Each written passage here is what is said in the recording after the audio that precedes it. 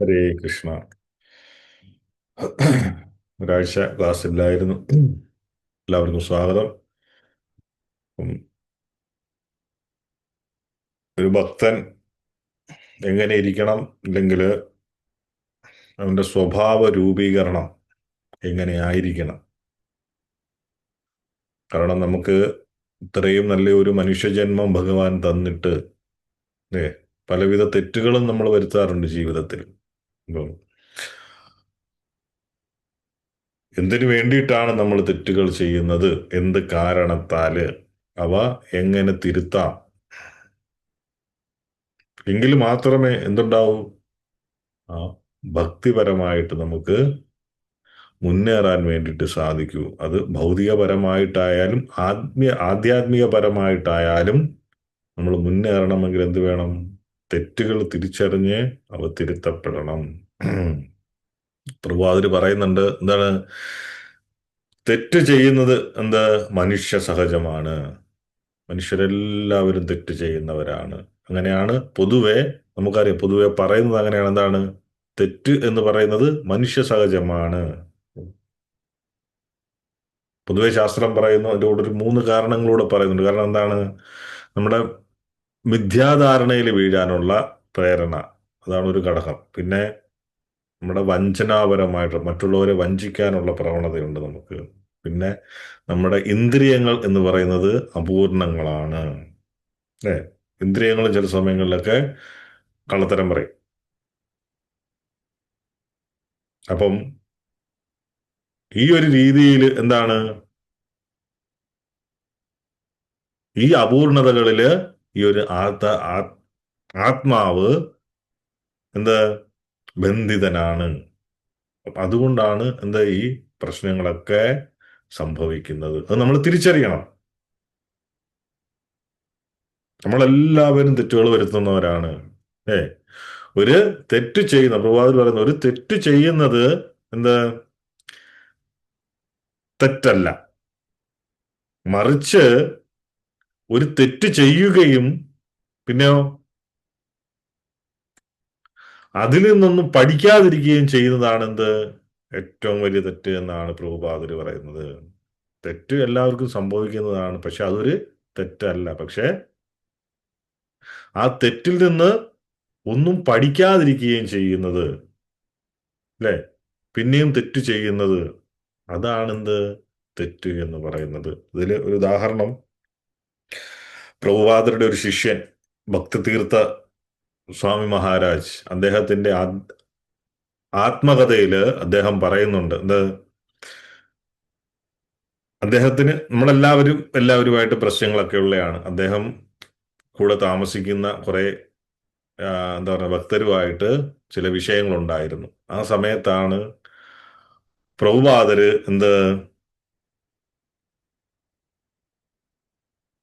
അദ്ദേഹത്തെ വിളിച്ചിട്ട് അദ്ദേഹത്തിന്റെ കാലിൽ എന്തോ മുറിവ് പറ്റിയിട്ട് അവിടെ കുഴമ്പോ ഏതാണ്ട് പുരട്ടാൻ വേണ്ടിയിട്ട് പറയുന്നത്. അങ്ങനെ വിളിക്കും. അങ്ങനെ വിളിക്കുന്ന സമയത്ത് ഇദ്ദേഹത്തിന് പേടിയാവും. ഇദ്ദേഹം കരുതും ചിലപ്പം അത് വല്ലതും ചർച്ച ചെയ്യാനോ അത് ചോദിക്കാനോ വേണ്ടിയിട്ടാണെന്ന് കരുതിയിട്ടാണ് വരുന്നത്. അപ്പം ഈ മുറിവിൽ കുഴമ്പ് വെട്ടുന്ന സമയത്ത് എന്ത് ചെയ്യും? ഈ കൈ വിറയ്ക്കാൻ തുടങ്ങും. കൈ വിറച്ചിട്ട് അറിയാതെ ഈ കുഴമ്പ് പ്രഭുപാദരുടെ മുണ്ടിൽ, അതായത് ധോത്തിയില് ആവും. കുർത്തയിലും ധോത്തിയിലും ഒക്കെ ആവും. അപ്പൊ അദ്ദേഹത്തിന് പേടിയാവും. കാരണം ഇനി പ്രഭുപാദര് എന്തെങ്കിലും വഴക്ക് പറഞ്ഞാലോ എന്ന് കരുതിയിട്ട്. പക്ഷെ പ്രഭുപാദർ എന്താണ് ചെയ്തത്?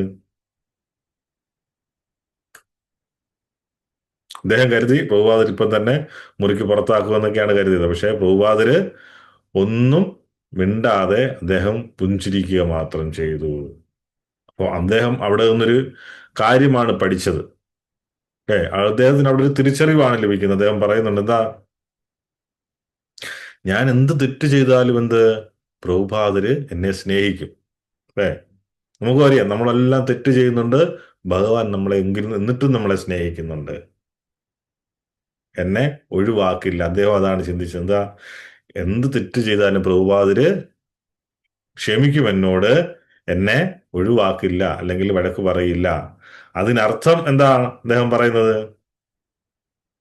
ഞാൻ ഇനിയും ആ തെറ്റുകള് അല്ലെങ്കിൽ വേറെ തെറ്റുകൾ ചെയ്യണമെന്നല്ല, പിന്നെയോ അതിൽ നിന്ന് പഠിക്കുകയും കഴിയുന്നത്ര തെറ്റുകൾ വരുത്താതിരിക്കുകയും ചെയ്യണം. അപ്പൊ അദ്ദേഹം പറയുന്നുണ്ട് അത് ഒരു വലിയ കാര്യമാണ് അദ്ദേഹത്തിന്, വലിയൊരു പാഠമാണ് അദ്ദേഹത്തിന് ആ പ്രഭുപാദിൽ നിന്ന് ഉണ്ടാകുന്നത്. എന്താണ്? ഭക്തരുമായിട്ട് ഇടപഴകുന്നതിൽ ചിലപ്പം പ്രശ്നങ്ങളൊക്കെ ഉണ്ടായിരിക്കാം. പക്ഷേ ആ തെറ്റുകളിൽ നിന്ന് ഞാൻ പാഠം പഠിക്കുകയും എന്നെ തന്നെ രൂപാന്തരപ്പെടുത്തുകയും വേണം. ട്രാൻസ്ഫർമേഷൻ നമുക്ക് ഉണ്ടായിരിക്കണം. അതുകൊണ്ട് ആ തെറ്റ് ദിവസവും നമ്മൾ ഓരോ തെറ്റ് അറിഞ്ഞും അറിയാതെയൊക്കെ നമ്മൾ ചെയ്യുന്നുണ്ട്, അല്ലേ? പക്ഷെ എന്നിട്ടും ഭഗവാൻ നമ്മളെ സ്നേഹിക്കുന്നു. അപ്പൊ എന്താണ് ചിന്തിക്കുന്നത്? ആ തെറ്റ് ആവർത്തിക്കുകയല്ല, പിന്നെയോ അത് തിരുത്തപ്പെടേണ്ടതാണ്. കാരണം ഇത് നമ്മുടെ ആധ്യാത്മിക ജീവിതത്തില് എന്ത് വളരെ പ്രധാനപ്പെട്ട ഒരു തത്വമാണ്. കാരണം നമ്മളെല്ലാം സാധനാ ഭക്തരാണ്, അല്ലെ? നമ്മൾ ഭക്തിയുടെ പാതയിലാണ്. ആ ഒരു ഭക്തൻ എന്നുള്ള ലെവലിലേക്ക് നമുക്ക് പറയാറായിട്ടില്ല. നമ്മൾ പരിശീലിച്ചുകൊണ്ടിരിക്കുന്ന വ്യക്തികളാണ്. കാരണം പ്രായോഗികമായിട്ടും നമുക്ക് തെറ്റുകൾ സംഭവിക്കാം. അപ്പം എങ്കിലും നമ്മൾ എങ്ങനെ നമ്മുടെ സ്വഭാവം മാറ്റുന്നു, അല്ലെങ്കിൽ എങ്ങനെ അത് നമ്മളെ രൂപാന്തരപ്പെടുത്തുന്നു, അല്ലെങ്കിൽ നമ്മൾ എങ്ങനെ മാറുകയും ചെയ്യുന്നു എന്നതാണ് എന്ത് ഏറ്റവും വലിയ, അതിന് പ്രധാനം എന്ന് പറയുന്നത് അതാണ്. നമ്മൾ അതിനെ എങ്ങനെ കാണുന്നു, പിന്നീട് അത് ആവർത്തിക്കുന്നുണ്ടോ, നമ്മൾ എന്തിനാണ് തെറ്റുകൾ വരുത്തുന്നത്? ഏ തെറ്റുകൾ എന്ന് പറയുന്നത് തിരുത്താനുള്ളതാണ്. ശ്രീമദ് ഭാഗവതവും ചൈതന്യ ചരിതാമൃതവും ഒക്കെ ആളുകളെ തെറ്റ് ചെയ്യാൻ പ്രേരിപ്പിക്കുന്ന പല ഘടകങ്ങളെ കുറിച്ചും പറയുന്നുണ്ട്, അല്ലെ? നിരവധി ഘടകങ്ങളെ കുറിച്ച് പറയുന്നുണ്ട്. എന്തുകൊണ്ടൊക്കെയാണെന്ന്. അത്യാഗ്രഹം വളരെ ഇമ്പോർട്ടന്റ് ആണ്. പിന്നെയോ കാമം, അസൂയ, അഹങ്കാരം, കോപം, ഈ തുടങ്ങിയ അനർത്ഥങ്ങളുടെ ശക്തികൾ, ഇല്ലേ? ഈ അനർത്ഥങ്ങളുടെ ഫലമായിട്ട് ആ ഭ്രമത്തിലാണെന്ത്, ഈ അനർത്ഥങ്ങളുടെ ഫലമായിട്ട് എന്ത് സംഭവിക്കും? ഈ അനർത്ഥങ്ങളുടെ ശക്തികള് നമ്മുടെ ബുദ്ധിയെ കീഴടക്കും. ഈ സംഗതികൾ അത്യാഗ്രഹം, കാമം, അസൂയ, അഹങ്കാരം, കോപം, ആ സമയത്ത് എന്താണ്? നമ്മുടെ ബുദ്ധി വർക്ക് ചെയ്യില്ല. പിന്നെയോ ഈ സംഗതികളായിരിക്കും വർക്ക് ചെയ്യുന്നത്, അല്ലെ? നമ്മുടെ ബുദ്ധിയെ ഇവർ ഇവർ നമ്മുടെ ബുദ്ധിയെ കീഴടക്കും. അപ്പൊ ഈ അനർത്ഥങ്ങളുടെ സ്വാധീനത്തിൽ എന്ത് സംഭവിക്കും? ഒരാൾക്ക് നമുക്ക് ചെയ്യാൻ ആഗ്രഹമില്ലാത്ത കാര്യങ്ങള് ചെയ്യാൻ ആ ഉള്ളിൽ നിന്ന് നമ്മെ പ്രേരിപ്പിക്കും, ഒരു പ്രേരണ ഉണ്ടാവും. കാരണം എന്താ? ബുദ്ധി വർക്ക് ചെയ്യുന്നില്ല. അപ്പൊ ഓട്ടോമാറ്റിക്കലി നമ്മൾ തലതിരിയും. അതിനൊരു ഉദാഹരണമാണ് ഭാഗവതത്തില് 4-ാം സ്കന്ധത്തില് ആരുടെയാണ്? ഉത്താനപാദന്റെ കഥ പറയുന്നത്. നമുക്കെല്ലാം അറിയാവുന്നതാണ്, അല്ലെ? ഉത്താനപാദന്റെ കഥ എന്താണ്? അതില് കാമം നമ്മെ എങ്ങനെ തെറ്റുകൾ ചെയ്യാൻ പ്രേരിപ്പിക്കുന്നു അല്ലെങ്കിൽ സ്വാധീനിക്കുന്നു എന്ന് വ്യക്തമാക്കുന്ന ഒരു കഥയാണ് ഉത്താനപാദന്റെ കഥ. ഇതേ ധ്രുവ മഹാരാജാവിന്റെ അച്ഛൻ. ധ്രുവ മഹാരാജാവിന്റെ അച്ഛനാണ് ആര്? ഉത്താനപാദൻ. അപ്പം അദ്ദേഹത്തിന് 2 ഭാര്യമാരായിരുന്നു. ആരൊക്കെയാണ്? സുനിധി, സുരുചി. 2 രാജ്ഞിമാരുണ്ടായിരുന്നു. അപ്പം സുരുചി, രാജാവിന് ഏറ്റവും പ്രിയപ്പെട്ടവളായിരുന്നു ആര്? സുരുചി. അപ്പം ആ ധ്രുവ മഹാരാജാവിന്റെ അമ്മയായിരുന്ന സുനിധി എന്താണ്? അദ്ദേഹത്തിന് അത്ര പ്രിയപ്പെട്ടവളായിരുന്നില്ല. അങ്ങനെ ഒരിക്കല് ഈ സുരുചിയുടെ മകനായ ഉത്തമൻ ആ ഉത്താനപാദന്റെ മടിയിലിരിക്കുന്ന സമയത്ത് ആ ധ്രുവ മഹാരാജാവിനും ആഗ്രഹം തോന്നും, ആ എന്റെ അച്ഛന്റെ മടിയിൽ അവൻ ഇരിക്കുന്നു, അതുകൊണ്ട് എനിക്ക് വന്നിരിക്കണമെന്ന് തോന്നുന്ന സമയത്ത് ആര്? സുരുചി വന്നിട്ട്, ഉത്തമന്റെ അമ്മയായിട്ടുള്ള സുരുചി വന്നിട്ട് തടയും. തടഞ്ഞിട്ട് വഴക്ക് പറഞ്ഞ് ഓടിക്കും. പക്ഷെ ഈ ഉത്താനപാദൻ അറിയാം അത് ചെയ്തത് ശരിയായില്ല എന്ന്. പക്ഷെ ഇദ്ദേഹത്തിന് ആ സ്ത്രീയോടുള്ള, ആ രാജ്ഞിയോടുള്ള സ്നേഹം കാരണം, അല്ലെ, കാമത്താൽ അദ്ദേഹത്തിന് എല്ലാം ബ്ലൈൻഡാ. കാരണം ബുദ്ധി വർക്ക് ചെയ്യുന്നില്ല. ആ സമയത്തിന് അദ്ദേഹം തെറ്റാണെങ്കിൽ കൂടി അദ്ദേഹം അവരെ വിലക്കുന്നില്ല. അങ്ങനെ എന്താണ്? ഈ ധ്രുവ മഹാരാജാവ് വളരെയധികം സങ്കടപ്പെട്ടിട്ട്, അദ്ദേഹം കാട്ടിലേക്ക് പോവുകയാണ് ചെയ്യുന്നത്. അവിടെ ചെന്നിട്ട് ഭഗവാനെ പ്രാർത്ഥിക്കുകയാണ് ചെയ്യുന്നത്. അങ്ങനെ ഈ മകൻ പോയ സമയത്ത് ഈ ഉത്താനപാദന് പശ്ചാത്താപം ഉണ്ടാവും. എന്തുകൊണ്ടാണ്? കാമമോഹങ്ങളുടെ അടിമയായിപ്പോയി എന്നും, അല്ലെങ്കിൽ മകനെ പരിപാലിക്കുന്നതിൽ പരാജയപ്പെട്ടു എന്നും അദ്ദേഹം നാരദ മുനിയോട് പറയും. അങ്ങനെ സ്വയം കുറ്റപ്പെടുത്തുന്ന സമയത്ത് നാരദമുനി പറയും, അല്ലേ, ചിരിച്ചുകൊണ്ട് പറയും, നിങ്ങൾ വിഷമിക്കേണ്ട, നിങ്ങളുടെ മകൻ സുരക്ഷിതനാണ്. അല്ലേ? എന്താണ് പറയുന്നത്?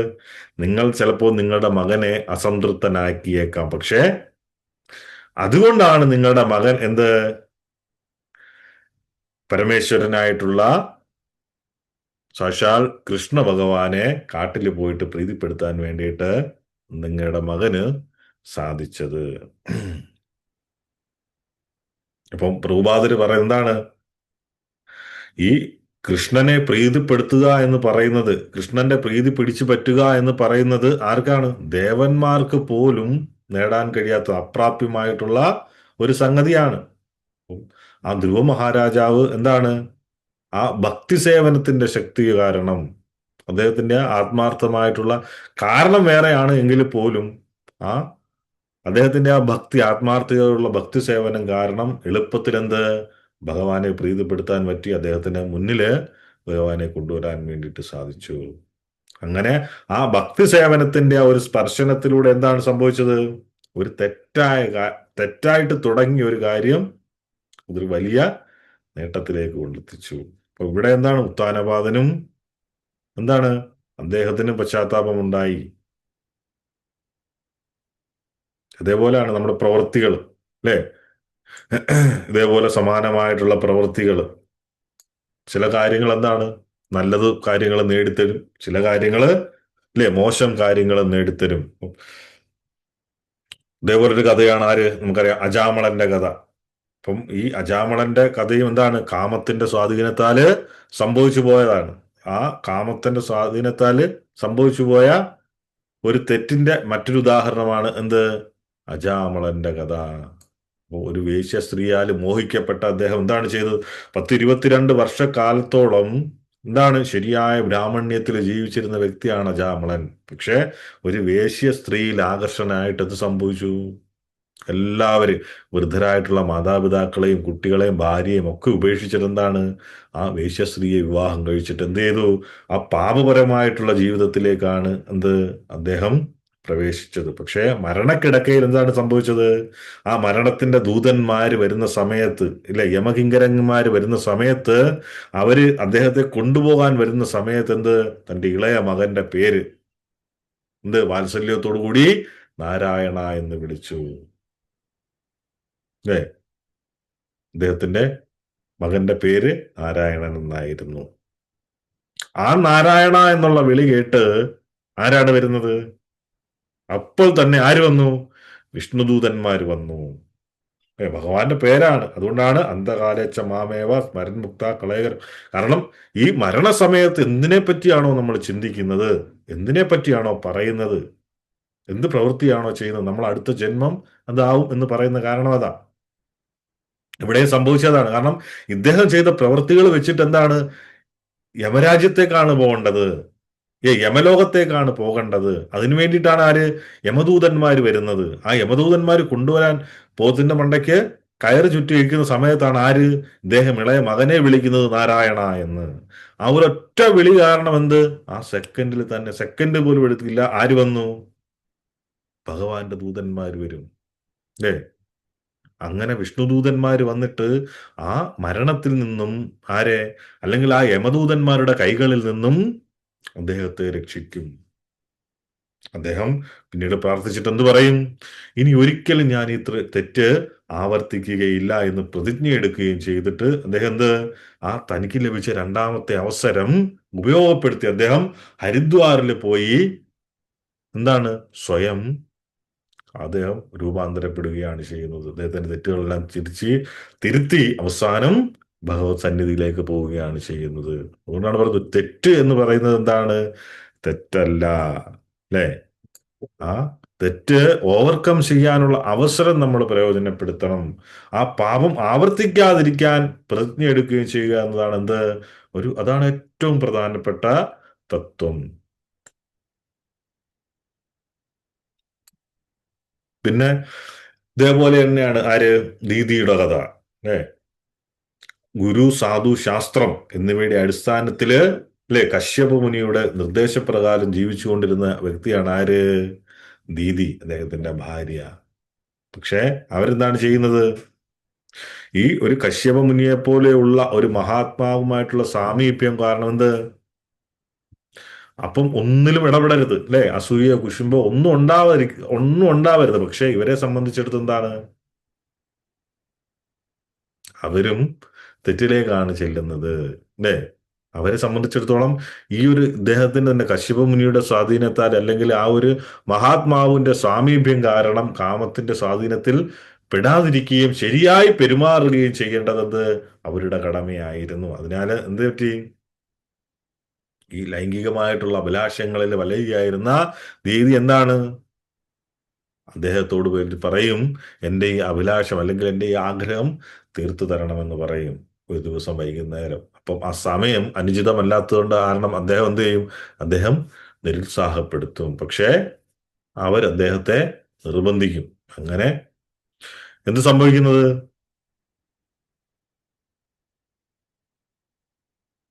അവിടെ അവര് ആ തെറ്റ് ചെയ്യുകയാണ് ചെയ്യുന്നത്. അവര് ദേവന്മാരോടും ആ മുനിയോടും, അല്ലെ, നാല് ദിക്കുകളോടും അവര് ഒരു കുറ്റകൃത്യമാണ് അവിടെ ചെയ്തത്. അതിന്റെ ഫലമായിട്ട് എന്താണ് സംഭവിക്കുന്നത്? ആ ഒരു തെറ്റിന്റെ ഫലമായിട്ട് ആ പ്രപഞ്ചത്തെ മുഴുവൻ, അല്ലെ, സർവ്വ ലോകങ്ങളെയും ഭയപ്പെടുത്തുന്ന, അല്ലെ, എല്ലാവരും കണ്ടാൽ പേടിക്കുന്ന, നാശ എന്താണ് ഒരു നാശത്തിലേക്ക് നയിക്കുന്ന രണ്ട് അസുരന്മാരെ മക്കളായിട്ട് കിട്ടുന്നത് ആരൊക്കെയാണ്? ഹിരണ്യാക്ഷനും ഹിരണ്യകശിപുവും. ഏ. ഇവിടെ എന്താണ് സംഭവിക്കുന്നത്? അജാമലനും ദീദിയും കാമമോഹങ്ങൾക്കിരയായി.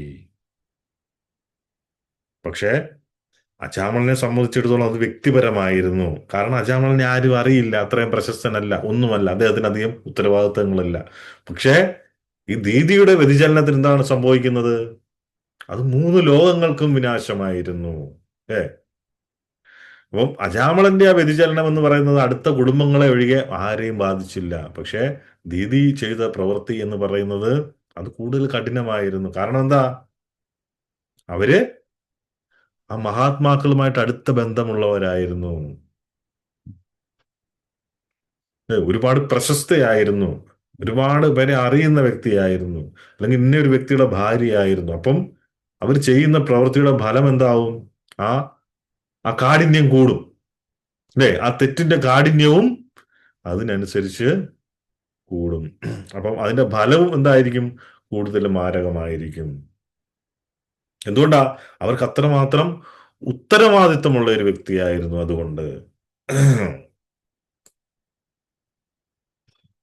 അതുകൊണ്ടാണ് പറയുന്നത് പ്രത്യേകിച്ച് ഭക്തരെ സംബന്ധിച്ചിടത്തോളം അവര് അതീവമായിട്ടുള്ള ജാഗ്രത പാലിക്കണം. എന്ത് പ്രവൃത്തികളിലും നാക്കുകൊണ്ടോ നോക്കുകൊണ്ടോ എന്ത് രീതിയിലായാലും അവരത് ജാഗ്രത പാലിക്കണം. കാരണം അവരെ ആ ഒരു രീതിയിൽ അവര് വിലയിരുത്തുകയുള്ളൂ. ആര്? സമൂഹം വിലയിരുത്തുന്നത്. നമുക്ക് സ്വയമേ ഉണ്ടാകും, പക്ഷെ നമ്മുടെ പ്രവൃത്തികൾ മറ്റുള്ളവർ കാണുമ്പോഴും അയാളും ആ രീതിയിൽ വിലയിരുത്തും. ഇത്രയും ഒരു ഭക്തനാണ്, ഭക്തയാണ്, ഇങ്ങനെ എല്ലാം ചെയ്തിട്ടും അവർ ഈ ഇന്ന ഇന്ന കാര്യങ്ങൾ ചെയ്യുന്നു, അല്ലേ? അപ്പൊ അതിനകത്തു നിന്നെല്ലാം നമ്മൾ എന്ത് വേണം? മാറി നിൽക്കണം. ഇതൊക്കെ ഭക്തിയിൽ ഉയർത്തുന്ന കാര്യങ്ങളാണ്. ഇതിനൊക്കെ നമുക്ക് കോട്ടം സംഭവിച്ചു കഴിഞ്ഞാല് വീണ്ടും പുനരഭിജനനം, പുനരഭിമരണം. നമ്മൾ വീണ്ടും ഇവിടെ ജനിച്ച് മരിച്ചുകൊണ്ടേ നമ്മൾ ഇവിടെ ഇരിക്കേണ്ടതായിട്ട് വരും. അപ്പൊ ഇതെല്ലാം കഴിഞ്ഞതിന് ശേഷവും പറയുന്നത് എന്താണ്? ഈ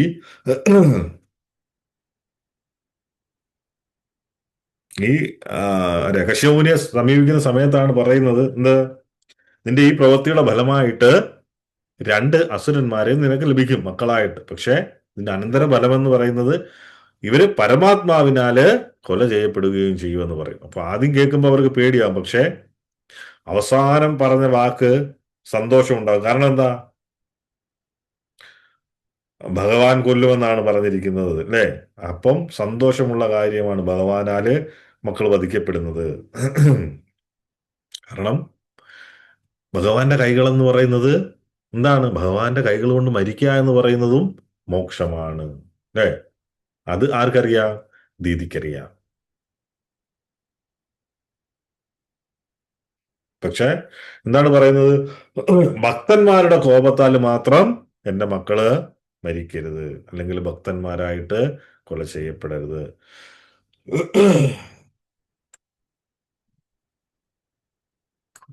അപ്പം അവരുടെ ആഗ്രഹമായിരുന്നത് ഭഗവാന്റെ കൈകൾ കൊണ്ട് എൻ്റെ മക്കൾ മരണപ്പെട്ടാലും കുഴപ്പമില്ല, പക്ഷെ മറ്റുള്ളവരാല് മരണപ്പെടരുത്.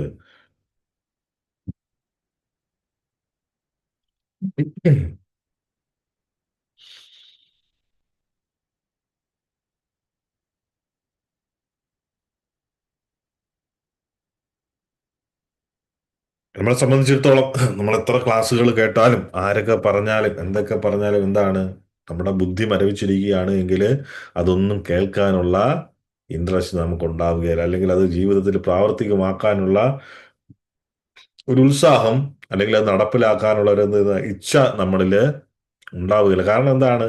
ഈ അസൂയ, കുശുമ്പും അല്ലേ, കാമും ഇതൊക്കെ നമ്മുടെ ബുദ്ധിയെ മരവിപ്പിച്ചിരിക്കുന്ന ഒരു അവസ്ഥയായതുകൊണ്ട്. അപ്പം ഭഗവത്ഗീതയിൽ തന്നെ എന്താണ് ഭഗവാനോട് അർജുനൻ ചോദിക്കുന്നുണ്ട്, 3-ാം അധ്യായത്തില് 36-ാം ശ്ലോകത്തിൽ ചോദിക്കുന്നതാണ്, അതൊക്കേന പ്രയുക്തോ അയം പാപച്ചരതി പുരുഷ അന്നിച്ചന്നബി വാഷണേയ ബലാദിവ നിയോജിത. അർജുനൻ എന്താ പറയുന്നത്? ഏതിനാലാണ് ഒരാൾ തനിക്ക് ഇഷ്ടമല്ലെങ്കിൽ പോലും എന്ത് ബലാത്കാരണ എന്ന പോലെ പാവം ചെയ്യാൻ പ്രേരിതനാകുന്നത്? അർജുനൻ ചോദിക്കുകയാണ്, എന്ത് ഇഷ്ടമല്ലെങ്കിൽ പോലും ബലാത്കാരേണ, അല്ലെ, നമ്മളെ കൊണ്ട് ആരോ നിർബന്ധിക്കുന്നത് പോലെ പാപം ചെയ്യാൻ പ്രേരിതനാകുന്നത് നമ്മൾ എന്തുകൊണ്ടാണ് എന്ന് ചോദിക്കുമ്പോൾ ഭഗവാൻ പറയുന്നുണ്ട്. എന്താണ് പറയുന്നത്? കാമയേശ ക്രോധയേശ രജോ ഗുണ സമുദ്ഭവ മഹാശനോ മഹാപാപ്മ വിദ്യാനമിഹ വൈരിണം. ഏ, കാമയേശ ക്രോധയേശ. ശ്രീ ഭഗവാൻ എന്താണ് പറയുന്നത്? അല്ലയോ അർജുന, രജോ ഗുണവുമായുള്ള സമ്പർക്കത്തിൽ നിന്നുണ്ടാകുന്നതും പിന്നീട് ക്രോധമായി തീരുന്നതുമായ കാമമാണ് ഇങ്ങനെ പ്രേരിപ്പിക്കുന്നത്. എല്ലാം നശിപ്പിക്കുന്ന ഈ മഹാപാപമാണ് എന്ത്?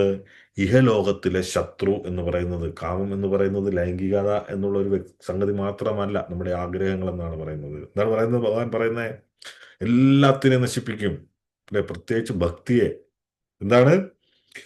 രജോ ഗുണത്തിൽ നിന്നുള്ള സമ്പർക്കവുമായിട്ട്, അല്ലെ, രജോ ഗുണവുമായുള്ള സമ്പർക്കത്തിൽ നിന്നുണ്ടാകുന്നതും പിന്നീട് എന്താണ് ക്രോധമായി തീരുന്നതുമായ കാമമാണ് ഇങ്ങനെ പ്രേരിപ്പിക്കുന്നത്. എല്ലാം നശിപ്പിക്കുന്ന ഈ മഹാപാപമാണ് എന്ത്? ഇഹലോകത്തിലെ ശത്രു. നമ്മുടെ അത്യാഗ്രഹം, ആഗ്രഹം, എല്ലാ രീതിയിലും, ലൈംഗികമാവാം, ഏത് രീതിയിലുള്ള ആഗ്രഹങ്ങളുമാവാം, അതാണ് ഒരു വ്യക്തിയെ നശിപ്പിക്കുന്ന ഇഹലോകത്തിലെ ഏറ്റവും വലിയ ശത്രു എന്ന് പറയുന്നത്. അപ്പം ഈ തെറ്റുകൾ എന്ന് പറയുന്നത് മറ്റൊരു കാരണം എന്ന് പറയുന്നത് എന്താണ്? അഹങ്കാരം. ഏ ഭാഗവതത്തില് ഇന്ദ്രന്റെ കഥ പറയുന്നുണ്ട്. എന്താണ് പറയുന്നത്? ഇന്ദ്രൻ രാജസദസ്സില് അപ്സരസുകളുടെ നൃത്തം കണ്ടുകൊണ്ടിരിക്കുന്ന സമയത്താണ് അദ്ദേഹത്തിന്റെ ഗുരുവായിട്ടുള്ള ആര്, ബൃഹസ്പതി, എവിടേക്ക് വരുന്നത്? ആ ഹാളിലേക്ക് വരുന്നത്. അദ്ദേഹം, ഇന്ദ്രൻ എന്താണ്, അദ്ദേഹത്തെ കാണാത്ത രീതിയിൽ പെരുമാറും. ഏ നമ്മളാരെങ്കിലും ആരെങ്കിലും വീട്ടിലോട്ട് വന്നു കഴിഞ്ഞാൽ ഒരു കസേര ഇട്ട് കൊടുക്കും, ഒക്കെ ചെയ്യും, അല്ലെ, നല്ല സന്തോഷത്തോടു കൂടി സ്വീകരിക്കും. ഇവിടെ ഈ അപ്സരസുകളില് ശ്രദ്ധ പതിപ്പിച്ചുകൊണ്ടിരുന്ന ഇന്ദ്രൻ എന്ത് ചെയ്യും? ഇദ്ദേഹത്തെ മൈൻഡ് ചെയ്യാതെ ഒരു കസേര പോലും, ഇരിപ്പിടം നൽകാൻ പോലും പരാജയപ്പെടുകയാണ് ചെയ്യുന്നത്. ഒരു ഇരിപ്പിടം പോലും അദ്ദേഹത്തിന് നൽകുന്നില്ല. അല്ലേ, അതൊരു വീഴ്ചയാണ് അദ്ദേഹത്തിന് സംഭവിച്ചത്. പക്ഷേ ബൃഹസ്പതി എന്ത് ചെയ്യും? അത് മനസ്സിൽ വെച്ചുകൊണ്ട് അദ്ദേഹം അവിടെ നിന്ന് പോവും.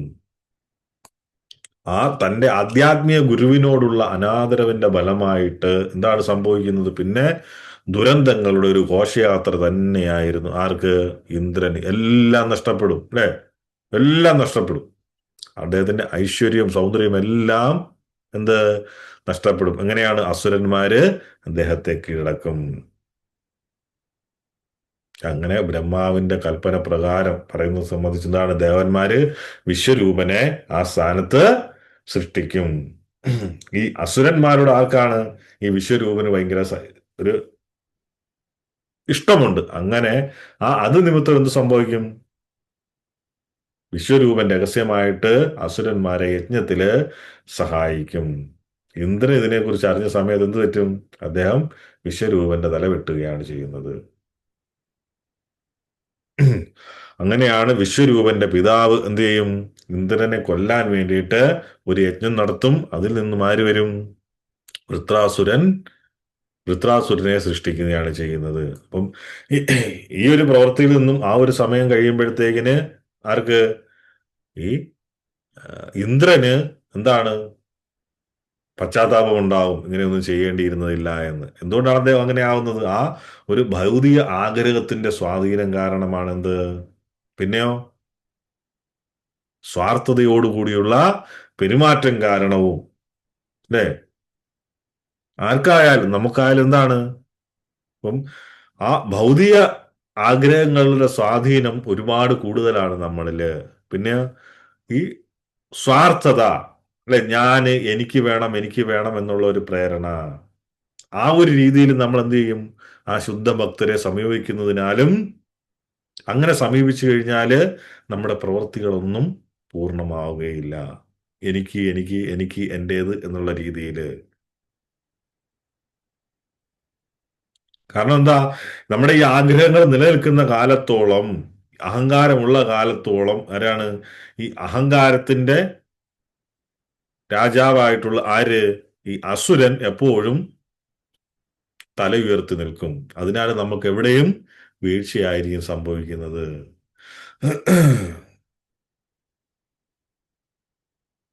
അങ്ങനെ എന്താണ് ഇന്ദ്രൻ ചെയ്യുന്നത്? തന്റെ രണ്ടാമത്തെ ഗുരുവിനെതിരെ കുറ്റകൃത്യം ചെയ്തതിനാലും, അല്ലെ, ഇത്ര വലിയൊരു അഹങ്കാരത്തിന്റെ എല്ലാ ഫലങ്ങളാലും ഒരു ബ്രാഹ്മണനെ കൊന്നതിനാലും ഗുരുവായിട്ടുള്ള ബൃഹസ്പതിയോട് ക്ഷമയാചിക്കാൻ പോലും ആർക്ക്? ഇന്ദ്രന് കഴിഞ്ഞില്ല. അതേപോലെയാണ് നളകുബേരന്റെയും മണിഗ്രീവന്റെയും കഥ നമ്മൾ കേട്ടിട്ടുണ്ടാവും. ഈ ദാമോദര മാസം പറയുന്ന കഥയാണ്. നളകു മണിഗ്രീവനും നളകുബേരനും, നമുക്കറിയാം കുബേരന്റെ രണ്ട് പുത്രന്മാരായിരുന്നു. അവര് മദ്യപിച്ചിട്ട് പുഴയില് അപ്സര സ്ത്രീകളോടൊപ്പം എന്താണ് ജലക്രീഡ ആടിക്കൊണ്ടിരിക്കുന്ന സമയത്താണ് നാരദമുനി നടന്നു വരുന്നത്. ആ നാരദമുനിയെ കണ്ട മാത്രമേ തന്നെ സ്ത്രീകൾ വസ്ത്രവും എടുത്തിട്ട് ഓടും. പക്ഷെ ആര് മാത്രം പോവില്ല? ഈ ലഹരി തലയ്ക്ക് പിടിച്ചിരിക്കുന്ന മണിഗ്രീവനും നളഗ്രൂപനും കണ്ടിട്ട് മൈൻഡ് ചെയ്യാതിരിക്കും. അപ്പോൾ തന്നെ നാരദമുനി ശപിക്കാനൊരുങ്ങുകയാണ്. അങ്ങനെ അവർക്ക് പെട്ടെന്ന് ബോധോദയം ഉണ്ട്. എങ്ങനെയാണ്?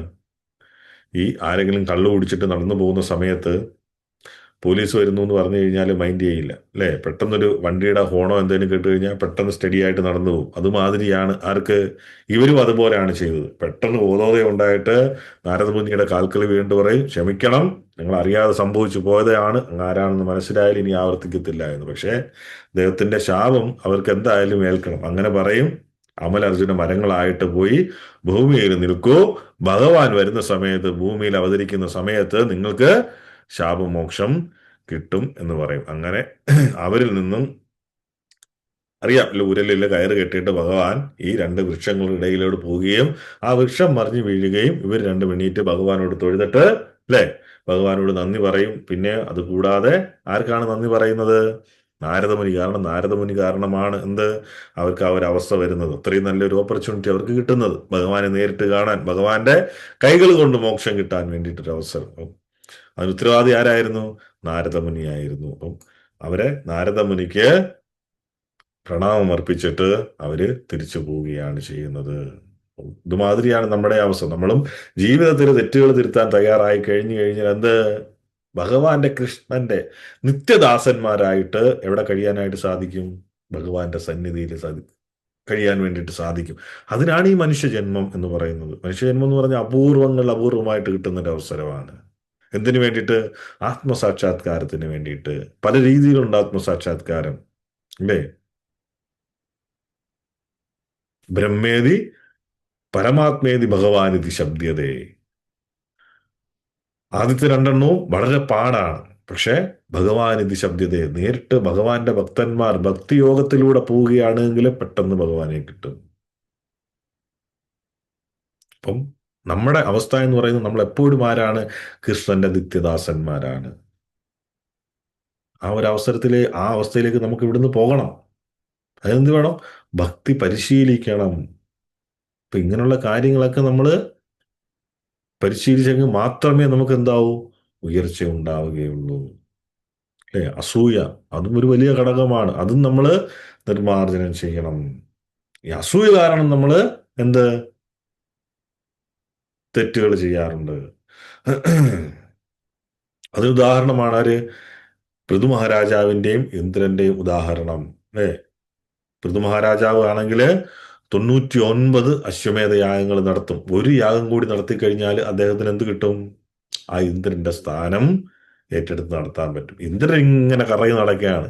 കാരണം ഉറപ്പില്ലാത്ത ഒരു പ്ലേസ് ആണ്. നമുക്ക് വേണമെങ്കിലും ഇന്ദ്രനാവാം. ഉറപ്പില്ലാത്ത സ്ഥാനമാണ്. ആരുടെ സ്ഥാനം? ഇന്ദ്രന്റെ സ്ഥാനം. അപ്പൊ അദ്ദേഹവും ഈ പൃഥു മഹാരാജാവ് അല്ലെങ്കിൽ അദ്ദേഹത്തിന്റെ സ്ഥാനം തട്ടിയെടുക്കുമെന്ന് വെച്ചിട്ട് അദ്ദേഹവും ഇങ്ങനെ കറങ്ങി നടക്കുകയാണ്. അങ്ങനെ അദ്ദേഹം ഈ അശ്വമേധയാഗം നടത്തുന്ന സമയത്ത് എന്ത് ചെയ്യും? അദൃശ്യനായിട്ട് വന്നിട്ട് ആ കുതിരയെ മോഷ്ടിച്ചു കൊണ്ടുപോകും. അങ്ങനെ അവര് തമ്മില് യുദ്ധമുണ്ടാകും. അല്ലേ? ഇതെന്താവും? ഇത് ഭഗവാന് ഇവരോട് അതിർത്തി ഉണ്ടാകുന്നതിനുള്ള കാരണമായിട്ട് മാറും. അങ്ങനെ ഇന്ദ്രനോടൊപ്പം വന്നിട്ട് ഭഗവാൻ, അല്ലെ, സാക്ഷാൽ വിഷ്ണു തന്നെ വന്നിട്ട് ആരോട്? പൃഥുവിനോട് സംസാരിക്കും. ബുദ്ധിമാനായിട്ടുള്ള ആളുകൾ എന്ത്? ബുദ്ധിമാനായിട്ടുള്ള ഒരു വ്യക്തിയാണ് നീ. പിന്നെയോ മനുഷ്യരിൽ തന്നെ ഏറ്റവും മികച്ചവനാണ് നീ. അല്ലെ? ആരോടും അസൂയൊന്നും പ്രകടിപ്പിക്കരുത്. എന്താണ് പിന്നെ പറയുന്നത്? ശരീരം എന്ന് പറയുന്നത് ബാഹ്യമാണ്. ഭൗതികമായിട്ടുള്ള അഭിലാഷത്തിന് വേണ്ടിയിട്ട് ഒരു കുറ്റകൃത്യവും ചെയ്യരുത്. ശരീരം ബാഹ്യമാണ്, ഒരു ബാഹ്യ വസ്ത്രം മാത്രമാണ്. അതൊരു രോഗത്തിന്റെ ലക്ഷണം മാത്രമാണ് എന്നാണ് പറയുന്നത്. ഈ ശരീരം എന്ന് പറയുന്നത് ഒരു രോഗമാണ്. അപ്പൊ അതുകൊണ്ട് പരസ്പരം ആരും അസൂയപ്പെടരുത്. അത് എനിക്ക് ഇഷ്ടമല്ല എന്ന് ഭഗവാൻ പറയുന്നു. അപ്പം ഇന്ദ്രൻ കുതിരയെ മോഷ്ടിച്ചുകൊണ്ട് പോകുമ്പോൾ സമയത്തും ഭഗവാൻ ആരോടാണ്? പൃഥുവിനോട് പറയും. എന്താണ് പറയുന്നത്? നീ മനസ്സിലാക്കണം, അല്ലേ? ആത്മാക്കളെ മഹാത്മാക്കളെ സേവിക്കുന്നതിലൂടെ ഒരാൾക്ക് ആത്മീയ പുരോഗതി ഉണ്ടാവും. അപ്പം അവരോട് അസൂയ പ്രകടിപ്പിച്ചു കഴിഞ്ഞാല് അല്ലെങ്കിൽ മോശമായി പെരുമാറുന്നതിലൂടെ അതെല്ലാം നഷ്ടപ്പെടുമെന്നാണ് പറയുന്നത്. അപ്പോൾ ഈ ഭഗവാൻ കൂടി ഇടപെട്ട സമയത്ത് എന്താണ്? ഇന്ദ്രന് പോലും ഒരു ലജ്ജ തോന്നും. അങ്ങനെ പൃഥു മഹാരാജാവിന്റെ കാൽക്കൽ വീഴുന്നതാണ്. അല്ലെ?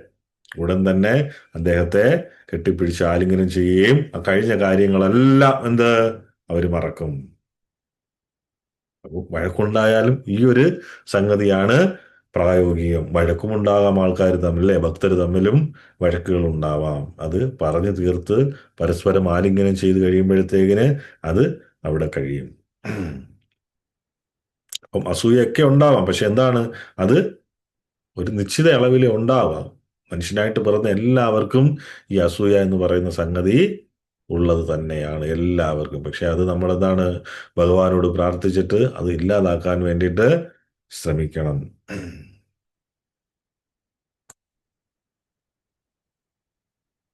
അതെന്താണ് വേണ്ടത്? മഹാത്മാക്കളുടെ നിർദ്ദേശങ്ങൾ നമ്മൾ സത്യസന്ധമായിട്ട് പാലിക്കാൻ വേണ്ടിയിട്ട് ശ്രമിക്കണം. അപ്പം ഭഗവാന്റെ വാക്കുകളോ ഭക്തന്റെ വാക്കുകളോ, അല്ലെ, അതുവഴിയാണ് എന്ത് നമുക്ക് ആ ഒരു അതീന്ദ്രിയമായിട്ടുള്ള ജ്ഞാനങ്ങൾ കിട്ടുന്നത്. അല്ലെ? ഏറ്റവും കിട്ടാത്ത ജ്ഞാനം കിട്ടുന്നത് ഭഗവാൻ വഴി, ഗുരുക്കന്മാര് വഴി, ഭക്തന്മാര് വഴി. അപ്പം ഈ ഒരു അറിവാണ്, അവര് തരുന്ന അറിവാണ് എല്ലാ അനർത്ഥങ്ങളെയും ചികിത്സിക്കുന്ന ഔഷധമായിട്ട് പ്രവർത്തിക്കുന്നത്. പിന്നെയോ ഒരാൾ അധപ്പതിച്ച അസൂയയുള്ള രീതിയിൽ പെരുമാറരുതെന്ന് ഒരാളെ ബോധ്യപ്പെടുത്താൻ വേണ്ടിയിട്ടും ഈ നമ്മൾ കേൾക്കുന്ന സംഗതികള് കൊണ്ട് സാധിക്കും. അപ്പൊ അതുകൊണ്ടാണ് എന്ത്? മഹാത്മാക്കളുടെ നിർദ്ദേശങ്ങൾ നമ്മൾ എന്ത് വേണം? സത്യസന്ധമായിട്ട് പാലിക്കാൻ വേണ്ടിയിട്ട് ശ്രമിക്കണം. പ്രഭുപാദര് പറയുന്ന എന്താണ്? ഒരു വ്യക്തി കൃഷ്ണാവബോധം പ്രചരിപ്പിക്കുന്നില്ല എങ്കില് വളരെ വേഗം എന്താണ് അദ്ദേഹത്തിന് അസൂയ ഉണ്ടാകുമെന്നാണ് പറയുന്നത്. അല്ലേ? ഭഗവാന്റെ കഥകൾ, ഭഗവാനെ കുറിച്ചുള്ള കാര്യങ്ങൾ, അല്ലെ, ഒരാൾ പ്രചരിപ്പിക്കുന്നില്ല എങ്കിൽ എന്ത് പറ്റും? വളരെ വേഗം അസൂയയ്ക്ക് അടിമയാകുമെന്നാണ് പറയുന്നത്. കാരണം എന്താണ്? നമ്മളെ ഈ ഭൂമിയിൽ കൊണ്ടുവന്നത് എന്ത് കാരണമാണ്? ഭഗവാനോട്, കൃഷ്ണനോടുള്ള അസൂയ കാരണമാണ് എന്ത് നമുക്ക് ഈ ഭൂമിയിൽ വരേണ്ടതായിട്ട് വന്നത്. കൃഷ്ണ ബഹിർമുഖ മോഹവാഞ്ചകരെ മായ ജപ്പടിയാത്തരെ. അതായത് കൃഷ്ണ ബഹിർമുഖ, കൃഷ്ണനെ മറന്നു. കാരണം അസൂയ കാരണം. മോഹവാഞ്ചകരെ, എന്തുകൊണ്ട്? ഭോഗിക്കാനുള്ള ആസക്തി, നമ്മുടെ ആഗ്രഹങ്ങൾ, കൃഷ്ണനാവണമെന്നുള്ള ആഗ്രഹം. കൃഷ്ണൻ എങ്ങനെ പ്രവർത്തിക്കുന്നോ അതേപോലെ നമുക്കും പ്രവർത്തിക്കണം. മായ ചപ്പടിയാത്തരെ. ആ സമയത്ത് എന്ത് ചെയ്യും ഭഗവാൻ? ഭഗവാന്റെ മക്കളാണ് നമ്മൾ. ഒരു കാര്യം ചെയ്യേ, ഞാൻ ആസ്വദിക്കുന്നതെല്ലാം കൂടെ ഭൂമിയിൽ പോയിട്ട് ആസ്വദിക്കൂ എന്ന് പറഞ്ഞിട്ട് താൽക്കാലികമായിട്ടൊരു സെറ്റപ്പ് ഉണ്ടാക്കി ഭൂമിയിൽ, അല്ലേ? അവിടെ വന്നപ്പോൾ മായ കഴുത്തിന് പിടിച്ച് ഓരോരുത്തരെയും മായയിലേക്ക് ഇടുകയും ചെയ്തു. അപ്പൊ ആ ഒരു ഇതുണ്ട് നമുക്ക് എപ്പോഴും. കാരണം ആ ഭഗവാനോടുള്ള അസൂയ കാരണമാണ് നമ്മൾ വന്നത്.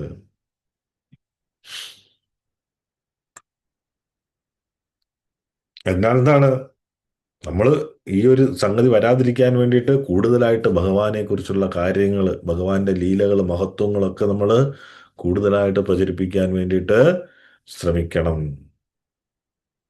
അങ്ങനെ എന്ത് പറ്റും? ഭഗവാനെ മറ്റുള്ളവരുമായിട്ട്, ഭഗവാന്റെ കാര്യങ്ങൾ മറ്റുള്ളവരിലേക്ക് എത്തിക്കുന്നത് കാരണം നാം അസൂയപ്പെടാത്തവരായിട്ട് മാറും എന്നാണ് പറയുന്നത്. അപ്പൊ ഈ ഒരു അസൂയയുടെ സ്വാധീനത്തെ മറികടക്കാൻ എന്താണ് വേണ്ടത്? മറ്റുള്ളവർക്ക് കൃഷ്ണനെ കുറിച്ച് പറഞ്ഞു കൊടുക്കുക.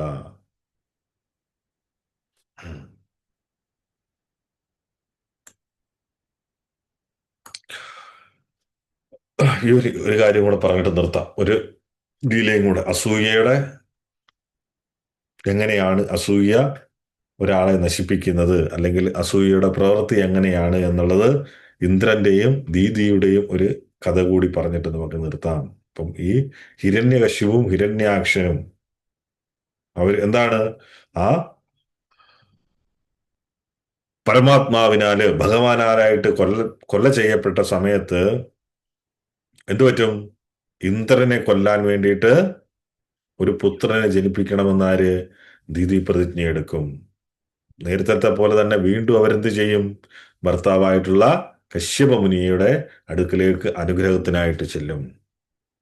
ഇതിനെക്കുറിച്ച് മനസ്സിലാക്കിയ ഇന്ദ്രൻ എന്ത് ചെയ്യും? ഇത് നശിപ്പിക്കാൻ വേണ്ടിയിട്ട് ഉള്ള മാർഗം അന്വേഷിച്ച് നടക്കും. അങ്ങനെ അത് മുടക്കാൻ വേണ്ടിയിട്ടുള്ള മാർഗം എന്താണ്? അദ്ദേഹം മനസ്സിലാക്കും, ദീദിയെ പരിചരിക്കാൻ വേണ്ടിയിട്ട്, അല്ലേ? ദീദിയെ സേവിക്കാൻ വേണ്ടിയിട്ട്. അങ്ങനെ ഇദ്ദേഹം ഈ ഒരു രണ്ട് മനസ്സും വെച്ചുകൊണ്ട് എവിടെ ചെല്ലും? ദീദിയെ സേവിക്കാൻ വേണ്ടിയിട്ട് ചെല്ലും. അങ്ങനെ കുറച്ച് പദ്ധതിയൊക്കെ ഉണ്ടാക്കിയിട്ട് അദ്ദേഹം അവിടെ ചെയ്യുകയും അദ്ദേഹത്തെ അനുവദിക്കുകയും ചെയ്യും അത് ചെയ്യാൻ വേണ്ടിയിട്ട്. പക്ഷേ ഈ ദിതിക്ക് എന്താണ്, ഈ ഇന്ദ്രന്റെ സംഗതികളെല്ലാം മനസ്സിലാവും, എന്തിനു വേണ്ടിയിട്ടാണ് വന്നിരിക്കുന്നതൊക്കെ. അദ്ദേഹം, അവർക്ക് ഇത് മനസ്സിലാവും. ആ മനസ്സിലാവുന്ന സമയത്തെങ്കിലും അവരൊന്നും മിണ്ടുകയില്ല, ഒന്നും പറയുകയില്ല. അങ്ങനെ ഇന്ദ്രനും അദ്ദേഹത്തിന്റെ സേവ തുടർന്നുകൊണ്ടേയിരിക്കും. അവസാനം എന്ത് ചെയ്യും ഇന്ദ്രൻ ചെന്നിട്ട് ഈ ഭ്രൂണത്തെ എങ്ങനെ എന്ത് പറ്റും? ഏഴായിട്ട് മുറിക്കും. ഏഴായിട്ട് മുറിച്ചിട്ടും എന്ത്, അവര് മരിക്കില്ല, അല്ലേ? അപ്പൊ എങ്ങനെയാണ് സേവിച്ചുകൊണ്ടിരുന്നത് അത്രയും നാളും ആ ഒരു സ്ത്രീയെ? ഈ ഒരു വഞ്ചനയോട് കൂടിയിട്ടാണ് ആര്, ഇന്ദ്രൻ സേവിച്ചു കൊണ്ടിരുന്നത്. ബാഹ്യമായിട്ട് സേവന മനോഭാവവും ഉള്ളിൽ എന്താണ്? വഞ്ചനയും, അല്ലെ? എങ്ങനെയും നശിപ്പിക്കണം എന്നുള്ള രീതിയിൽ. പക്ഷേ മൃഗഹേവ മൃഗഹൃതി, കാട്ടിൽ വേട്ടയാടാൻ പോകുന്ന, മാനുകളെ വേട്ടയാടാൻ പോകുന്ന ഒരു വേട്ടക്കാരനെ പോലെ ആയിരുന്നു ആര്, ഇന്ദ്രന്റെ അവസ്ഥ. എന്താണ് ആ വേട്ടക്കാരൻ ചെയ്യുന്നത്? മാനിന്റെ രൂപത്തില് നടക്കും, അല്ലേ? അങ്ങനെ അത് പ്രതീക്ഷിച്ച് മാൻ വരുന്ന അടുത്തെത്തുന്ന സമയത്ത് മാനിനെ കൊല്ലും. ആ രീതിയിൽ ഇന്ദ്രൻ ദിതിയുടെ 7 ഭ്രൂണങ്ങളെയും മുറിക്കും. അപ്പൊ ഒരു ദിവസം എങ്ങനെയാ സംഭവിക്കുന്നത്? ഒരു ദിവസം വ്രതത്തിൽ കഴിഞ്ഞിരുന്ന ഈ ദിതി എന്ത് ചെയ്യും? ഒരു തെറ്റ് ചെയ്യും. ആ സമയത്ത് അത് മുതലെടുത്തിട്ട് എന്ത്, ആ ഇന്ദ്രൻ അവരുടെ ഗർഭപാത്രത്തിന്റെ ഉള്ളിൽ പ്രവേശിച്ചിട്ട് ആ ഭ്രൂണത്തെ 7 കഷ്ണങ്ങളായിട്ട് മുറിക്കും. പക്ഷെ എന്നിരുന്നാലും എന്ത്, അവര് മരിക്കുകയില്ല. പക്ഷെ എന്ത് വിളിച്ചു പറയും? ദയവായി അത് ചെയ്യരുത് എന്ന് വിളിച്ചു പറഞ്ഞുകൊണ്ടേയിരിക്കും. അങ്ങനെ ഇന്ദ്രൻ അവരെ ഓരോരുത്തരെയും 7 കഷണങ്ങളായിട്ട് മുറിക്കും. അവരങ്ങനെ 49 എന്നിട്ടും അവര് അതിനെ അതിജീവിക്കും. അല്ലേ? എന്നിട്ട് ഇന്ദ്രനോട് എന്താണ് പറയുന്നത്? ഞങ്ങൾ നിങ്ങളുടെ സഹോദരന്മാരാണ്, ഞങ്ങളെ കൊല്ലരുത്. അങ്ങനെ ഇന്ദ്രൻ പുറത്തു വരും. ഈ 49 ഭ്രൂണങ്ങളും ജനിക്കും. അല്ലേ? അങ്ങനെ ദീതി ഉണർന്ന സമയത്ത് എന്താണ്, അവര് ഇന്ദ്രനെയും കാണും, ആരെയും കാണും? ഈ മക്കളെയും കാണും.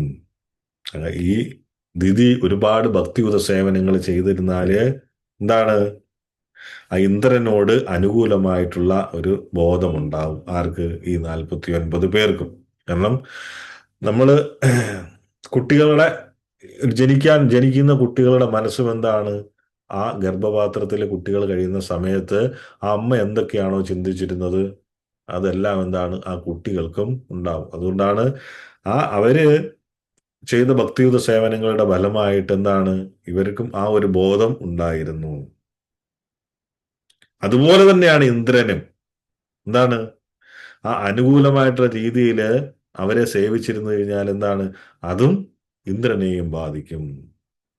ഈ കുട്ടികള് എന്താണ്, നിങ്ങളുടെ സഹോദരന്മാരാണ് എന്ന് പറഞ്ഞപ്പോഴ് ഇന്ദ്രനും എന്തു ചെയ്തു?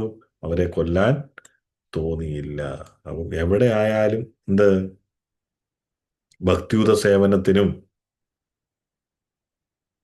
നമ്മൾ ചെയ്യുന്ന പ്രവൃത്തികൾക്കും ഒരു ബലമുണ്ടാകും. നമ്മൾ എത്രമാത്രം ഹമ്പിളാവോ, എത്രമാത്രം അസൂയയില്ലാതെ അഹങ്കാരമില്ലാത്ത ആൾക്കാരായിട്ടിരിക്കാമോ, ഒരു ദിവസം അതിനൊരു ബലമുണ്ടാകും, ഇന്നല്ലെങ്കിൽ നാളെ. അപ്പം ഒരുപാട് ആക്രമിക്കാൻ വരുന്ന ഒരു വ്യക്തി, നമ്മളോട് ശത്രുതയുള്ള ഒരു വ്യക്തി, നമ്മൾ അവരോട് ഒരു ശത്രുതയും കാണിക്കാതെ, തിരിച്ചൊരു വൈരാഗ്യവും കാണിക്കാതെ നിന്ന് കഴിഞ്ഞാൽ സ്വാഭാവികമായിട്ടും എന്ത്, ഒരു സമയം കഴിയുമ്പോൾ അവരുടെ മനസ്സലിയും.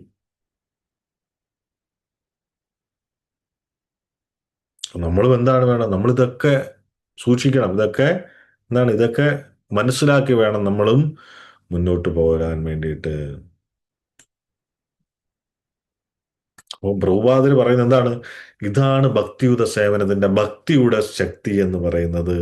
അസൂയ ഉണ്ടായാലും എന്ത്, ക്രമേണ അത് ശുദ്ധീകരിക്കപ്പെടുന്നു.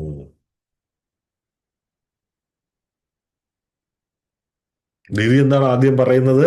ഓ ദയവായി എന്നോട് ക്ഷമിക്കൂ ഇന്ദ്ര, എനിക്ക് അസൂയ തോന്നി, ഞാൻ നിന്നെ കൊല്ലാനായിട്ട് ആഗ്രഹിച്ചു എന്നാണ് പറയുന്നത്. തിരിച്ചും ഇന്ദ്രനും അതേപോലെയാണ് പറയുന്നത്. അപ്പൊ അവിടെ എന്താണ് സംഭവിക്കുന്നത്? രണ്ടുപേരും സത്യസന്ധമായിട്ട് അങ്ങോട്ടും ഇങ്ങോട്ടും കാര്യങ്ങൾ പറഞ്ഞു, അല്ലേ? അപ്പൊ രണ്ടുപേരും സന്തോഷമാകും. കാരണം രണ്ടുപേരുടെ ഹൃദയത്തിലുള്ളത് അങ്ങോട്ടും ഇങ്ങോട്ടും പറഞ്ഞു. അങ്ങനെ അവർ രണ്ടുപേരും അവിടെ ഒരു വിദ്വേഷങ്ങളും ഇല്ലാതെ രണ്ടുപേരും അടുക്കുകയാണ് ചെയ്യുന്നത്. അതുകൊണ്ടാണ് എന്ത്, ആ സ്വതന്ത്രമായിട്ട് അവരുടെ ഉദ്ദേശങ്ങൾ അവർക്ക് അവിടെ പറയാൻ വേണ്ടിയിട്ട് സാധിച്ചത്. അപ്പം ഇന്ദ്രനെ സംബന്ധിച്ചിടത്തോളം അദ്ദേഹം വന്നത് നല്ലൊരു ഉദ്ദേശത്തിനല്ല എന്നൊന്ന് അറിഞ്ഞിട്ടും എന്താണ്, ദിതി ഇന്ദ്രനെ സേവിക്കാൻ അനുവദിച്ചു. അപ്പം അവർക്ക് രണ്ടുദ്ദേശങ്ങൾ ഉണ്ടാവാം എങ്കിൽ പോലും എന്താണ്, ആ ഒരു ഇടപെടലിലൂടെ അതൊക്കെ മാറും. ആ ഒരു സ്നേഹത്തിലൂടെ അതെല്ലാം മാറും. അതിലൂടെ എന്ത് പറ്റും? നമ്മള് ആ ഒരു അറിഞ്ഞുകൊണ്ട് ആ വ്യക്തിയെ നമ്മൾ സ്വീകരിച്ചു കഴിഞ്ഞാലും എന്താണ്, നമ്മുടെ സ്നേഹം കാരണം, അല്ലെ, ഒടുവിൽ എന്ത് പറ്റും?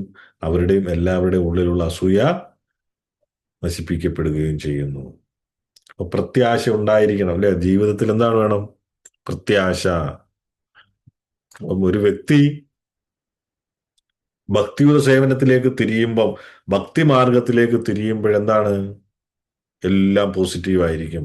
അവിടെ എപ്പോഴും പോസിറ്റീവായിട്ടുള്ള നേരായ മാർഗങ്ങളായിരിക്കും എന്ത് സ്ഥാനം പിടിക്കുന്നത്. ഏറ്റവും പ്രധാനപ്പെട്ട കാര്യം എന്ന് പറയുന്നത് ഒരു ഭക്തയെ സംബന്ധിച്ചിടത്തോളം എന്താണ്? അതെ, ഞാൻ തെറ്റ് ചെയ്തു, ഞാൻ മാറാൻ ആഗ്രഹിക്കുന്നു. ആ അതുണ്ടാവേണ്ട ഒരു മനോഭാവമാണ്. ആ ഒരു മനോഭാവം ആണ് ആർക്കുണ്ടാവേണ്ടത്? ഒരു ഭക്തൻ ഉണ്ടാവേണ്ട, ഒരു ഭക്തയ്ക്ക് ഉണ്ടാവേണ്ടത്. ഞാനൊരു തെറ്റ് ചെയ്തു, അല്ലേ, ഞാൻ മാറാൻ ആഗ്രഹിക്കുന്നു. ആ ഒരു മനോഭാവം. അതിന്റെ കൂട്ടത്തില് ഈ ഭക്തിയുടെ സേവനവും കൂടെ ചേരുമ്പോഴ് ഉള്ളിലുള്ള ഭക്തി എന്താവും? അത് പരിവർത്തനം ചെയ്യപ്പെടും, അല്ലേ? നേരായിട്ടുള്ള ഭക്തിയിലേക്ക് മാറും. നമ്മുടെ ഉള്ളിലുള്ള കാമക്രോധ ലോഭ മോഹ മത മാത്സര്യമെല്ലാം മാറ്റിയിട്ട് എന്താവും? ശുദ്ധ ഹൃദയമാകും, ആത്മാവ് ശുദ്ധമാകും. നമ്മുടെ ബുദ്ധി പ്രവർത്തിക്കും, എന്താണ് ചെയ്യേണ്ടതെന്ന് നമുക്ക് മനസ്സിലാകും. എങ്ങനെ വേണം? കൃഷ്ണാവബോധം പ്രചരിപ്പിക്കുന്നതിലൂടെയും, പിന്നെയോ ഭഗവാനെ സംബന്ധിച്ചിടത്തുള്ള ബുക്കുകൾ, ഭഗവത്ഗീത, ഭാഗവതം പോലുള്ള ബുക്കുകൾ വിതരണം ചെയ്യണം, അല്ലെ? ഇതെല്ലാം കീർത്തനമാണ്. പിന്നെയോ പ്രസാദം, ഭഗവാന്റെ പ്രസാദം നൽകുക മറ്റുള്ളവർക്ക്. നമ്മളും ഭഗവാന്റെ പ്രസാദം കഴിക്കുക. അതിലൂടെ എല്ലാം ഹൃദയത്തിലുള്ള അസൂയ എന്ത് ഉരുകിപ്പോകും. അപ്പം ചൈന ഭാഷയിൽ ഒരു പഴഞ്ചൊല്ല് എന്താണ്? റോസാപ്പൂ നൽകുന്ന കൈയും മധുരമുള്ളതാണ്, മണമുള്ളതാണ് എന്ന്. അതിനാല് ഒരു വ്യക്തി കൃഷ്ണാബോധം നൽകുമ്പോഴ്, ഒരു വ്യക്തിക്ക് കൃഷ്ണാബോധം നമ്മൾ നൽകുന്ന സമയത്ത് എന്താണ്? അത് നമ്മളും പരിവർത്തനം ചെയ്യപ്പെടും, നമ്മളിലും ആ പരിവർത്തനം ഉണ്ടാവും. കാരണം നമുക്കറിയാം നമ്മൾ അസൂയപ്പെടരുതെന്ന് നമുക്കറിയാം, എന്ത് ചെയ്യണമെന്ന് നമുക്കറിയാം, എന്ത് ചെയ്യരുതെന്ന് നമുക്കറിയാം. പക്ഷെ ഈ അനർത്ഥങ്ങൾ കാരണം, അല്ലെ, ജീവിതത്തിൽ ഉണ്ടാകുന്ന അനർത്ഥങ്ങൾ കാരണം, അതിന്റെ സ്വാധീനം കാരണം ആ ഒരു പ്രവർത്തനത്തിന്റെ അധീനതയിലാണ്, അതിന്റെ നിയന്ത്രണത്തിലാണ് നമ്മളുള്ളത്. പക്ഷെ അതൊക്കെ സംഭവിച്ചാലും എന്താണ് മനസ്സിലാക്കേണ്ടത്? എന്ത് സംഭവിച്ചാലും ലോകാവസാനമല്ലാതെ. എന്ത് ബുദ്ധിമുട്ടുകളും എന്ത് പ്രശ്നങ്ങളും എന്തൊക്കെ ഉണ്ടായി കഴിഞ്ഞാൽ എന്താണ് മനസ്സിലാകേണ്ടത്? ലോകാവസാനമല്ല. നമ്മുടെ തെറ്റുകൾ മനസ്സിലാക്കി കൃഷ്ണനെ അഭയം പ്രാപിച്ചു കഴിഞ്ഞാൽ എന്താണ്? കാര്യങ്ങൾ എന്നേക്കുമായിട്ട് മാറും. എന്ത് അനർത്ഥങ്ങൾ ഉണ്ടായാലും മനസ്സിലാക്കുക, വിട്ടേച്ചു പോവുകയല്ല വേണ്ടത്. പിന്നെയോ വിട്ടേച്ചു പോയി കഴിഞ്ഞാൽ പിന്നെയും പടുകുഴിയിലേക്ക്. എന്തൊക്കെ സംഭവിച്ചാലും എന്താണ് മനസ്സിലാക്കേണ്ടത്? ഇത് ലോകാവസാനമല്ല. എന്റെ ശരീരമുണ്ട്, ശരീരത്തിന് ആത്മാവുണ്ട്, ശരീരത്തിന് ജീവനുണ്ട്. ആ ജീവനുള്ള കാലത്തോളം എന്ത് വേണം? ആ തെറ്റുകൾ മനസ്സിലാക്കി കൃഷ്ണനെ അഭയം പ്രാപിച്ചാൽ എന്ത്? കാര്യങ്ങൾ എന്നേക്കുമായിട്ട് മാറും, അല്ലെ? തിരിച്ച് നമുക്ക് ഭഗവാന്റെ സന്നിധിയിലേക്ക് എത്താൻ വേണ്ടിയിട്ട് സാധിക്കും. ഇത് ഭൗതികപരമായിട്ടായാലും ആധ്യാത്മികപരമായിട്ടായാലും ഈ കാര്യങ്ങള് എല്ലാവരുടെയും ജീവിതത്തില് ഫലവത്താണ്. ആ ഒരു ജീവിതത്തിൽ നടന്നു കഴിഞ്ഞാല് ഒരു കുഴപ്പങ്ങളും ഉണ്ടാവുകയില്ല. അപ്പം ഇതെല്ലാം മനസ്സിലാക്കി ജീവിതം മുന്നോട്ട് പോവുക. ട്രാൻസ്ഫർമേഷൻ ഉണ്ടാവണം നമുക്ക്. കാരണം മനുഷ്യർക്ക് എന്ത് തന്നിട്ടുണ്ട്? ചിന്താശേഷി തന്നിട്ടുണ്ട് ഭഗവാൻ. എന്ത് ചെയ്യണം, എന്ത് ചെയ്യണ്ട. ജീവിത ലക്ഷ്യം എന്ന് പറയുന്നത് ആത്മസാക്ഷാത്കാരം. തിരിച്ച് നമ്മുടെ സ്വഭവനത്തിലേക്ക് മടങ്ങുക, നമ്മുടെ വീട്ടിലേക്ക് മടങ്ങുക. അതിനു വേണ്ടിയിട്ടാണ് ഈ മനുഷ്യജന്മം. ആ ഒരു മനുഷ്യജന്മം ഫലവത്താകണമെങ്കിൽ കൃഷ്ണാവബോധപരമായിട്ടുള്ള ജീവിതമാണ് വേണ്ടത്. പറ്റുന്നത്ര കൃഷ്ണാവബോധം പ്രചരിപ്പിക്കണം, പറ്റുന്നത്ര നാമം ജപിക്കണം. എല്ലാം മനസ്സിലാക്കിയതിനെല്ലാം എല്ലാ ഭക്തർക്കും കഴിയട്ടെ. അതിന് ഭഗവാന്റെ അനുഗ്രഹം ഉണ്ടാവട്ടെ. ഹരേ കൃഷ്ണ.